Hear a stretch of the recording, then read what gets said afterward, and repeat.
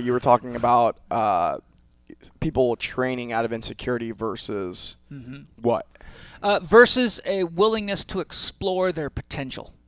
And how does somebody know? I mean, what are some signs that somebody is training out of insecurity? Maybe I think I'm exploring my potential, but I'm really Oh, I'll give you a simple sign. perfect. Someone who's training to explore their potential doesn't get upset when they get beat by somebody. They just say, well, that was the best I could do today, and that guy's fucking good. Congratulations. Yeah. When I was a competitive fighter, I was a hard trainer. You know, I grew up on a farm. My father's a extraordinary ass-kicking drill sergeant that you do not say no to, you do not talk back to. You do exactly what you're told when you're told, or you end up in a hospital. And he's a 6'4", 220-pound ex-professional rodeo rider, and he's fast as a cat, and can pick you up with one arm and throw you on the fucking roof of a house. So, when I was young, I learned that I wanted to explore my potential because the threat of being in the environment of my father was such that I learned that eventually one day I was going to have to intervene, or he might kill somebody. He might hurt somebody so bad. So seeing my mother get slapped around like a rag doll, as you can imagine, by the time you're about 13 years of age and your hormones turn on, something inside you says, I can't just put up with this. So I went on a quest to study martial arts and boxing to prepare myself for the day that I had to confront him, and I wanted to do it as quickly as possible. So I had a pursuit for the need of safety, but I also had a deep interest. For example, when I was in martial arts and we were breaking boards and bricks and things like that, yeah, I wanted to break more boards than anybody else because I'm a healthy male. But I also thought, well, what the hell, what is it, what am I capable of doing? This is amazing, because I was breaking stuff that I never knew I could break. So it opened up this kind of explorative frontier. So if one of my buddies broke more bricks or boards than I did, I didn't get pissed off. I said, well, how the hell did you do that? And I said, what am I doing wrong? And he might say, well, Paul, you don't have enough snap in your delivery. You're trying to use force. You got to work through it. You got to put your intention on the other side of it. So I would be more interested in how they were doing it, but wasn't so disabled by the fact that I got beat. Of course, I wanted to win, and I would think, okay, I got to train harder and train better, and I got to study more. I got to learn how to eat better or train better or do whatever I can do to beat him. But I didn't get disabled by it. I didn't feel weaker. I didn't feel less in love with myself. I didn't feel like I was less of a person.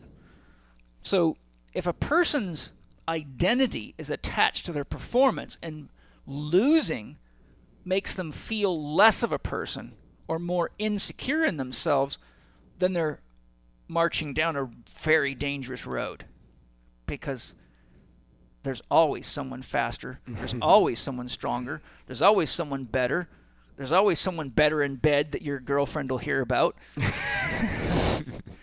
So the point is, Just describing my 2016. But do you see the difference there? If our sense of self-worth and self-esteem is low, we can use athletics to compensate for that. But it's kind of like, now women, to give you a correlation, women use their beauty to do this, right? They use beauty as power.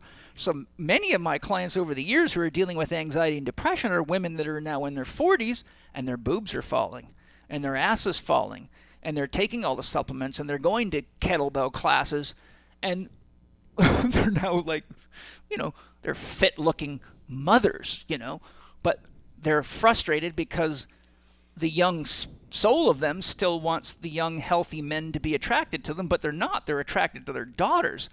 So as their beauty goes away, it's like a man's power going away.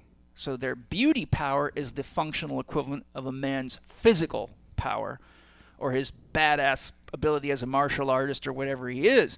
So they go through a crisis as well, and there's other things, but do you see that if we aren't connected to the depth of ourselves, and if our interest isn't truly oriented towards being all that we can be as an exploration of ourselves, then we get lost in needing to achieve whatever we've got to achieve to get other people's approval, attention, recognition, and love. And because that's an external source of love, it halts your spiritual development, because now you're really stuck spiritually at the development of a child that needs mommy and daddy's approval to feel good about itself. So we don't realize we've just projected our childhood into our adulthood, and we're not an adult yet. So that's hard for a lot of people to wrap their head around, because they, what do you mean I'm not an adult? You know, and then they'll give you 50 reasons why they are. And I'll say, well, then why are you so upset that your boobs are sagging? Or why are you so damn upset that your dick doesn't work now? And why do you have to take, whatever it is that brain farting, the dick drug, Viagra, right? Like I've had 18 and 19-year-old athletes ask me how to get off of Viagra. Whoa. I'm like, are you kidding me? When I was 20 years old, I could use my dick as a dinner bell. Ring it, and it would sound like a Tibetan bowl. And here you got 18 and 19-year-old guys that should be at the prime of their life, and they're honestly having to take drugs to have sex. I mean, that's how far off the path we've become. And these guys are the ones using all the supplements and all the scientifically validated stuff. Right? Well, every drug on the market that ever had to be taken off the market was scientifically validated first. So there's an example. And the other problem with all the scientific validation is about every 5 years, everything that was scientifically true yesterday becomes not true, because we learn more about systems integration, and what we thought was the ironclad truth turns out to be not the truth. So my only point that I'm trying to make is the answer of how do you distinguish when your pursuit is actually healthy or unhealthy, or whether it's positive or potentially negative or going to come back and bite you. And the difference is, and the signifier I gave is, if losing leaves you feeling less of yourself, but you know you're doing the best job you can, then you're trying to win for the wrong reasons. If you're trying to be stronger, faster, or smarter for those reasons, you can never win that battle. It's like you're marching toward a guillotine and you don't know it. But if you're really in the pursuit of just being the best that you can be, and the only person you've got to talk to, and this is one of the reasons I got out of team sports. It used to drive me nuts when guys in team sports wouldn't play hard, and I knew it, and we would get beat.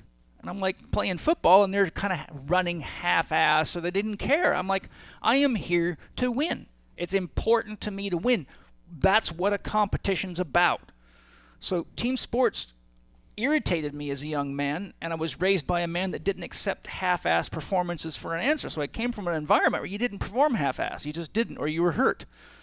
So I had a hard time transitioning into the team sport with all these kind of, oh, it's okay, it's just a game. Well, it's not just a game. We're here to win the championship. We're not here to just play games. We're here to win. That's what a team's for. So I got so irritated that I said, well, look, I got to get into boxing and kickboxing and motocross racing, because if I'm racing a motorcycle, if I lose, it's my fault. If I lose in a boxing ring, it's my fault. And so my strategy in boxing was, you might be a better boxer than me, but I will make myself so fit that if you don't knock me out, I will get you so tired by the third round you won't be able to hold your hands up, and I'm going to hurt you. And that's how I became a successful boxer. I didn't start boxing until I was 12, but when I was on the Army boxing team, we had guys that were 22 years old with 320 fights under their belt that started fighting when they were 6. So I got guys in there, and even though I'm good enough to be on the Army boxing team, I got guys that could hit me 3 times before I could hit them once. And I'm like, holy shit. So I had to develop a strategy, and my strategy was do everything you can do to make yourself the best you can be, and know if you get beat. My philosophy was, if you're going to beat me, you're going to have to earn it. And the point that I'm tying this into here is, if someone beat me in a boxing ring or in a kickboxing match, they're the first person I wanted to give a hug to, even a kiss, because I knew how hard they had to work to get there. Because my philosophy is, my job as an athlete is to give you maximum opportunity to lose. You understand? Oh, yeah. But at the same time, what I'm saying is, if I lost, I didn't lose my sense of self-esteem. I said, where do I need to study? I just met my master. If this guy could beat me around that motocross track, beat me in boxing or anything, I just met a teacher, and I would study them, and I would grow from it. Some can't handle that. They lose. I've watched athletes get injured or get beat, and they get so emotionally broken that they go into states of depression because they don't have all the pats on the back anymore. They're not the golden boy, and now they don't know who they are anymore. They don't have any sense of self-worth. So the next thing you know, they're on drugs, or they're trying to take shortcuts using steroids or whatever it takes. And then that opens up a whole other can of worms, so they just keep drilling themselves deeper and deeper and getting further and further away from the core of their true being, is what I'm saying. Yeah.